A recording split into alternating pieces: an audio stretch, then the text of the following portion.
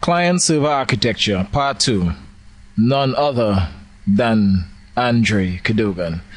Alright students, so we're going to talk about client-server in this part 2. And what we're going to focus on in this session, and before we even begin, I just want us to focus on the whole idea of good to better. And I want you all to just ponder on this interface here, and then this interface here with the user that actually shows us a whole client-server environment. What is a client, people? A client is a program that runs on the computer which you access in the first place, often your desktop PC or an online access computer.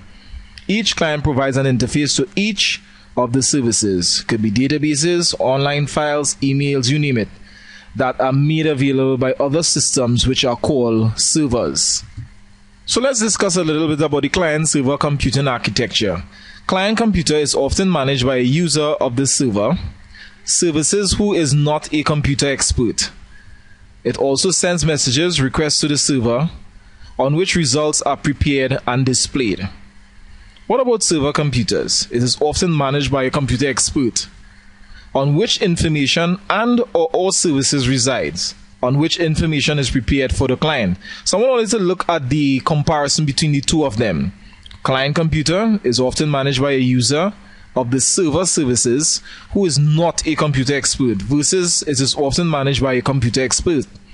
It sends messages, requests to the server, on which information and or all services reside on that server, and on the client computer on which results are prepared and displayed, and on the server on which information is prepared for the client. Let's examine the client-server database system's description.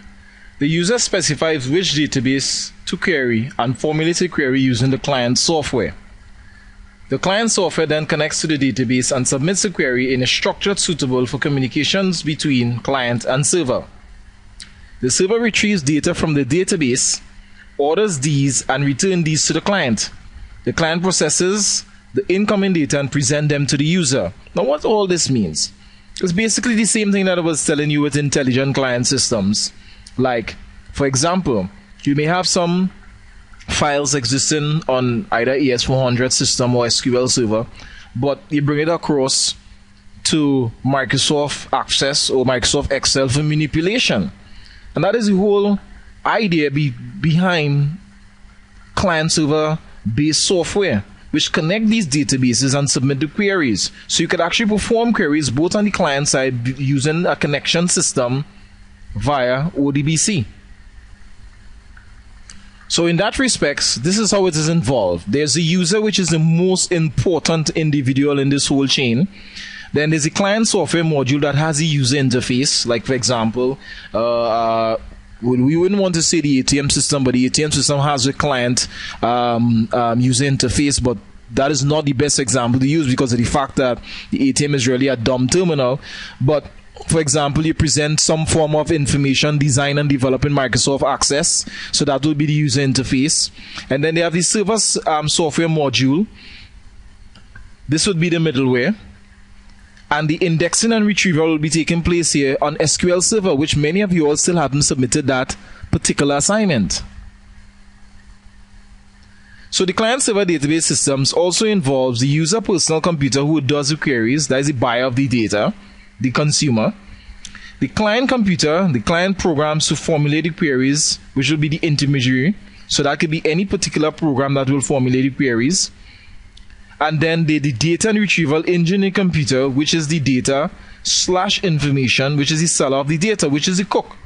So we have the consumer, waiter in the restaurant, and the cook. And I want us to show this relationship, or I should say the analogy, when it comes to client-server based systems.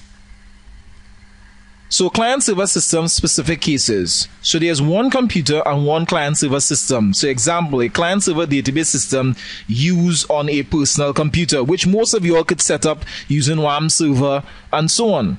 Or even to write a Java-based client-based software. Probably I should give you all that as an exam or an assignment to do. Take heed. Write a very simple Java program that have both client and server. I want you all to code this program for me.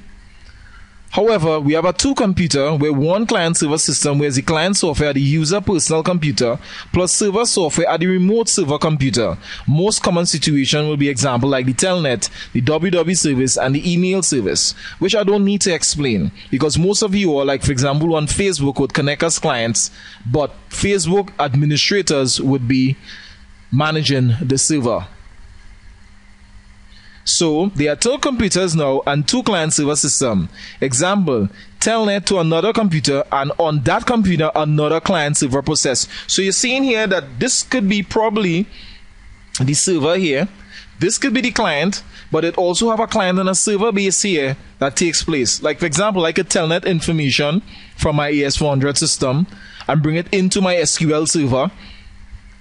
And from here, I could have Microsoft Access, which would be my user interface or my front-end user client server based systems. And of course, there's the three computers, two client server systems, telnet to another computer that on the computer that starts of another client server process, which will be this one here, with the third computer being the client. So it could be the server here, telnet, right? Then the telnet here to the SQL server and then to Microsoft Access. Now it is very important for you all to understand the difference between client-server system in terms of the idea of thin and fat clients. Like for example, dumb terminals are not really a client. X or ICA terminals are considered thin clients, and you all can research what is X or ICA terminals. Network computers, otherwise known as NCs or net PCs, could either fall under any category, thin or fat clients. And I want you all to bring pictures of the differences between thin and fat clients. So far, you're seeing how much assignments you have to do the Java program, and then you have to bring a picture between the thin and fat clients to me and to research what is that ICA terminal. At least bring pictures to show. But I might show you all before anyhow we take it. And then they have the PCs, which is considered as the fat client. So there we have. Increasing in terms of cost of hardware, cost of maintenance and cost of ownership, which you're going to watch that video from that Indian guy who will talk a lot about the cost of ownership, complexities, host/server independence, and possible customization, which is very important when we're looking at the whole idea of thin and fat clients. So client-server systems, dumb terminals as clients.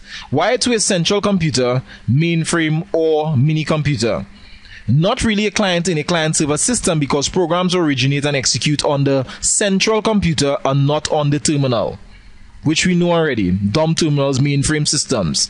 However, text-based, only poor graphics built with characters. And we talk about the advantages of mainframe systems, is particularly when we treat with the idea of reliable data. Now this is an example of a dumb terminals where you're just seeing terminals wired to a central computer, which is the mainframe system. These are what tape drives used to look like long time, and these are where the disk drives used to look. Now I know many of you all would not have the opportunity to see one of these because of the fact that you are not like me who have been in IT for a very long time, but nonetheless at least you're getting to see it on a picture. Anyhow, as I move on. The client-server system, and this is an X or ICA terminals as clients. So they are networked to a server computer. Programs originate and execute on the server computer. Graphics execute on the terminal. And this is why it is an example of a thin client. Now we have some ideas of thin clients here where you're seeing these what you call these thin clients. So the graphics would be executed here on the clients basically. But as you can see, all the information is being accessed via the server, and you're not seeing any processing at the sides of these terminals, so to speak. Now, all right. As we move on, we go into client-server systems, where you call the MC networks, and these are what you call network to a server computer. You can see in some examples below here. Programs originate on the server computer and execute on the server on the terminal. The NC network, I should say, computers in this case, example again of thin clients. And then you can see some of the thin clients here where these NC's network computers are connected to a terminal server here, then a printer. And this will be Ethernet connection here, and most likely this would be either 10 base T way back then, or maybe even use coax cables or something like that now. But nonetheless, we just show you an example of what a tin client is in the event if it comes to exams. Right, so there are client server systems, PCs as clients, and in this case of the client server system network to a server computer, programs usually originate and execute on the terminal, equal to PC in this case, but may also originate and execute on the server computer, or on the client computer I should say in this case now. So these are an example of what you call fat clients, and PCs are fat clients. And let's show you a real fat client here, which is a mobile device. You know, on a mobile device, you could it have socket communications. You could request web services. You could have Web 2.0, WAP services, and so on. We could have this server that is serving up like a proxy, or a web server, I should say, in terms of thing. But what we're trying to really to show here is that a cell phone is essentially what you call a fat client. In this case, the tin clients can work best in the following situations, and I would want you all to remember this.